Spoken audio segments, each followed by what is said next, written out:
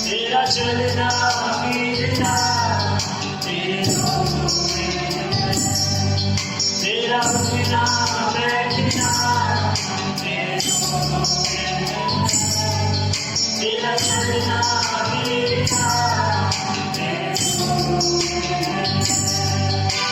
तू है यार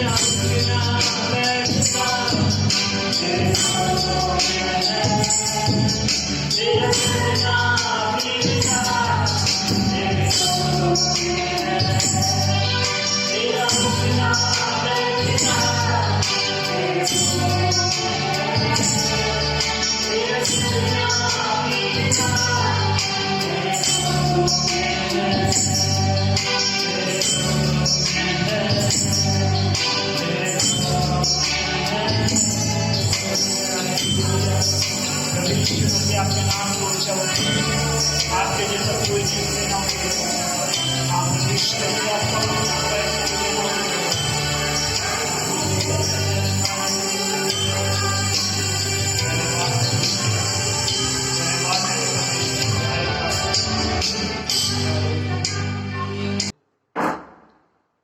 प्रेमी दयालु अनुग्रहकारी पिता, सच में आप अपने लोगों के बीच में निवास करते हो प्रभु।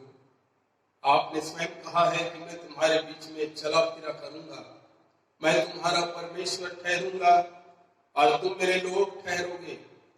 मैं तुम्हारा पिता ठहरूंगा और तुम मेरे बेटे और बेटियां ठहरोगे। पिता परमेश्वर, आपने हमारी आराधना को स्वीकार किया है, हम आपका धन्यवाद करते हैं। इस समय जब हम आपके वचन को सुनते हैं पिता, पवित्र आत्मा के द्वारा उसे समझने की शक्ति हमें प्रदान कीजिए, ताकि आपका वचन हमसे बोले, बातचीत करे प्रभु, और आपके वचन को हम अपने हृदय में अधिकारी से बसाएं और उसे अपने जीवन में लागू कर सकें। सारी महिमा आदर आपको देते हुए प्रभु यीशु मसीह के नाम में मांगते हैं, आमीन आमीन। प्रभु यीशु मसीह के पवित्र और मीठे नाम में आज की सुबह एक बार फिर से मैं आप सबका स्वागत करता हूं।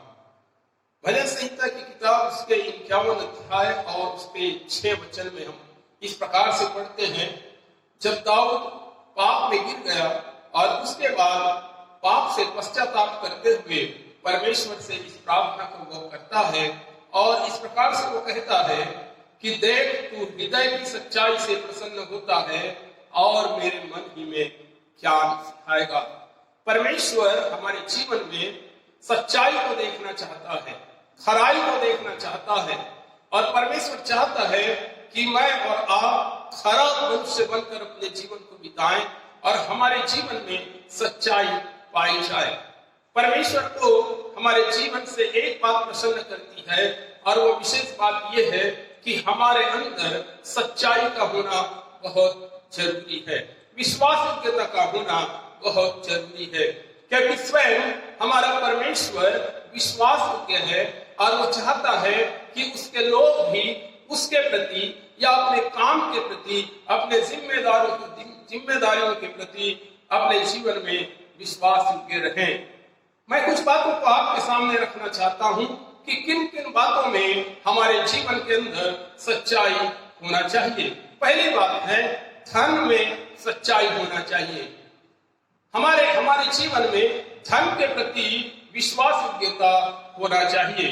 दूसरा राजा 12 अध्याय और उसके आगे अध्यायों में जब हम पढ़ते हैं तो वहां पर योआस राजा के बारे में हम पाते हैं कि जब योआस राजा बना तब उसने कुछ सुधार के काम यरूशलेम में किए और जब वो यहोवा के भवन की मरम्मत कर रहा था तब वहां पर भवन की मरम्मत करने वाले लोगों को देने के लिए जिनके हाथों में रुपया दिया जाता था उनसे किसी भी प्रकार का हिसाब नहीं किया जाता था। क्यों? क्योंकि वे लोग सच्चाई के साथ काम करते थे। मेरे भाई और बहनों, आज दुनिया में हमको धन के मामले में सच्चाई या विश्वास योग्यता दिखाई नहीं देता है। आज अगर आप जाएं, सरकारी डिपार्टमेंट में जाएं, तो वहां पर लोग अपने सैलरी से संतुष्ट नहीं है, उनके मन में लालच है। वे जो धन उनको मिलता है उस धन में वे संतुष्ट नहीं है, या जो धन उनके हाथों में दिया जाता है उसके प्रति वे विश्वास योग्य नहीं पाए जाते हैं। और कई लोग इस प्रकार से रिश्वतखोरी के शिकार हो जाते हैं और भ्रष्टाचार के भी शिकार हो जाते हैं। परंतु यहाँ पर हम राजाओं की किताब में पढ़ते हैं कि जब लोगों के हाथों में पैसा दिया जाता था तो उनसे किसी भी प्रकार का हिसाब नहीं लिया जाता था, अर्थात वे लोग धन के प्रति विश्वास योग्य थे, धन में वे सच्चे थे। मेरे प्रिय भाई और बहनों, परमेश्वर का वचन कहता है कि रुपए का लोभ सब प्रकार की बुराइयों की जड़ है। मेरे और आपके अंदर परमेश्वर ने जो धन हमें दिया है, हमारे हाथों में दिया है, उसके प्रति हमें सच्चे होना है, विश्वास योग्यता से हमें परमेश्वर के काम के लिए अपने धन का उपयोग करना है, या जो हमारा स्वयं का जो तनख्वाह है उसमें हमको संतुष्ट रहना है। किसी भी गलत तरीके से पैसा हमारे पास आ जाए यह प्रयास हमको कभी भी नहीं करना है। दूसरी बात है, वरदानों में सच्चाई।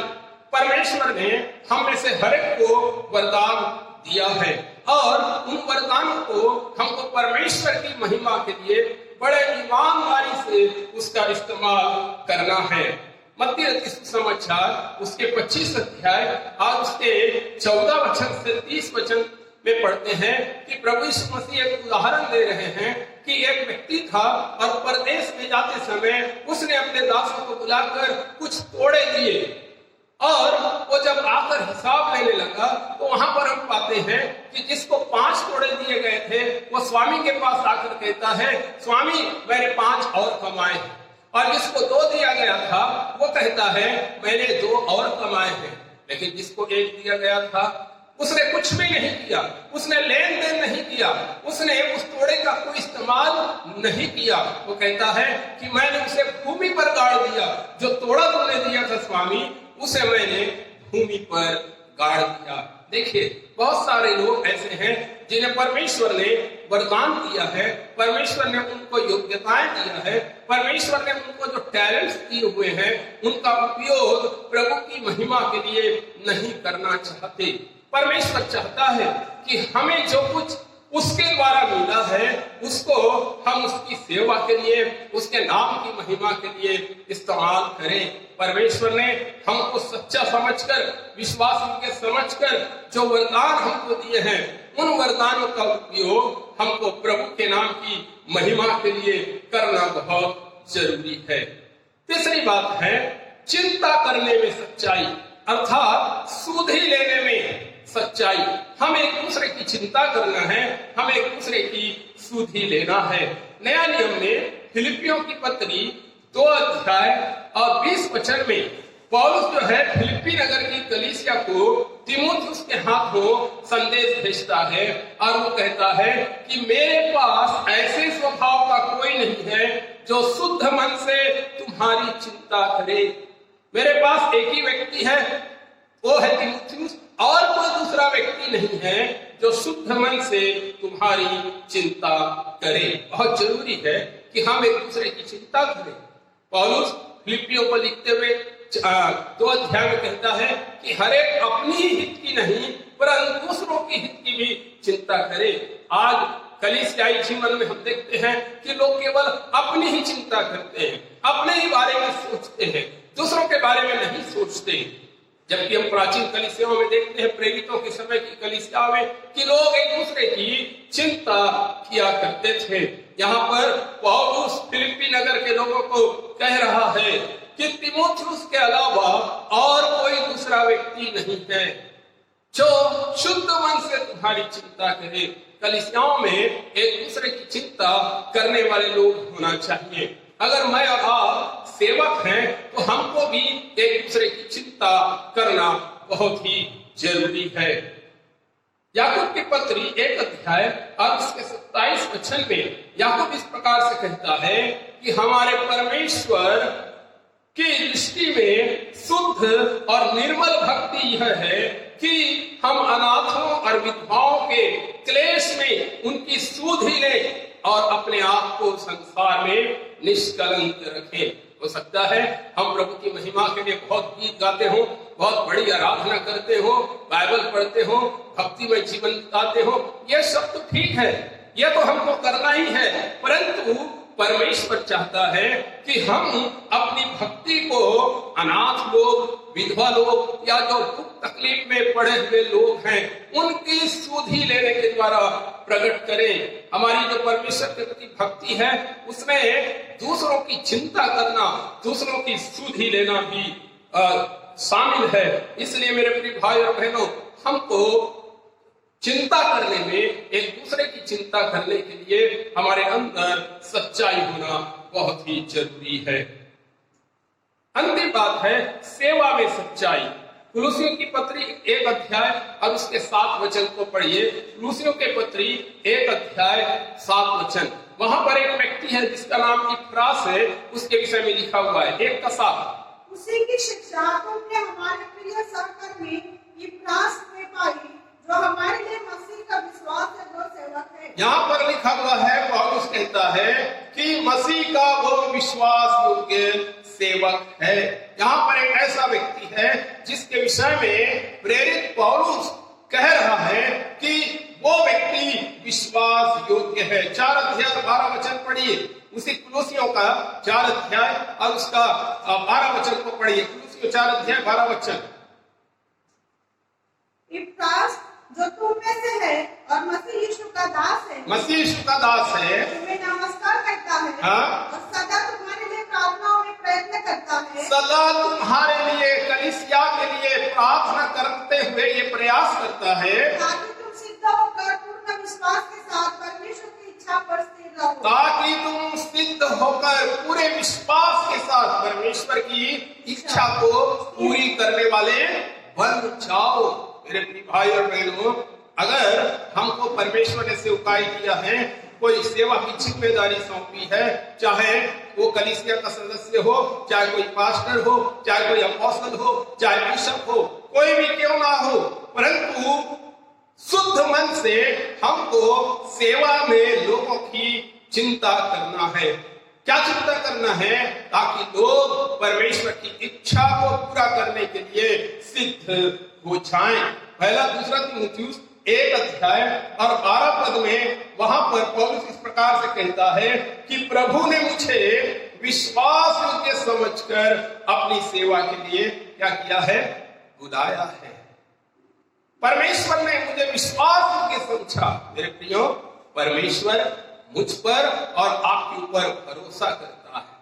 परमेश्वर चाहता है, परमेश्वर की मैं और आप विश्वास योग्य रहे, और उसकी ये आशा है परमेश्वर की कि मेरा ये बेटा या बेटी विश्वास योग्यता से क्या करेगा? मेरी सेवकाई को पूरा करेगा। देखिए, इब्रानियों की किताब 3 अध्याय और 1 से 6 वचन को हम पढ़ते हैं। प्रभु यीशु मसीह के विषय में वहां पर बताया गया है। इब्रानियों 3, 1 से आगे के पदों को पढ़िए। इसलिए हे प्रिय भाइयों, तुम जो स्वर्गीय बुलाहट में भागी हो, हाँ, तुम जो स्वर्गीय बुलाहट में भागी हो, उस प्रेरित और महायाजक यीशु पर, हाँ, उस प्रेरित और महायाजक यीशु पर, जिसे हम अंगीकार करते हैं, जिसको हम अपना प्रभु कर अंगीकार करते हैं, ध्यान करो। ध्यान करो। क्यों यीशु पर हमको ध्यान करना है? वह अपने नियुक्त करने वाले के लिए विश्वास योग्य था। हाँ, बस लिखा हुआ है, वह अपने नियुक्त करने वाले के लिए विश्वास योग्य था। अर्थात परमेश्वर ने प्रभु यीशु मसीह को नियुक्त किया था कि तू इस पृथ्वी पर जाएगा और मेरी इच्छा को पूरा करेगा। और प्रभु यीशु मसीह ने परमेश्वर की इच्छा को पूरा किया। वो विश्वास योग्य रहा, वो विश्वास योग्य रहा। संगि के बाद में हम पढ़ते हैं कि वो दुखी हो गया, परेशान हो गया कि कैसे मैं दुख को सहूंगा, कैसे मैं इस क्रूस की पीड़ा को सहूंगा। लेकिन तो भी वो कहता है दुख की घड़ी में कि मेरी नहीं पिता परंतु तेरी इच्छा पूरी हो। यहाँ पर लिखा हुआ है, उस यीशु पर ध्यान करो जो अपने नियुक्त करने वाले के लिए क्या था? विश्वास योग्य था। मेरे प्रिय भाई और बहनों, मुझको और आपको परमेश्वर ने नियुक्त किया है, मुझको और आपको परमेश्वर ने ठहराया है, अपना बेटा और अपनी बेटी बनाया है। और इसलिए मुझे और आपको धन में सच्चा होना है, वरदानों में सच्चा होना है।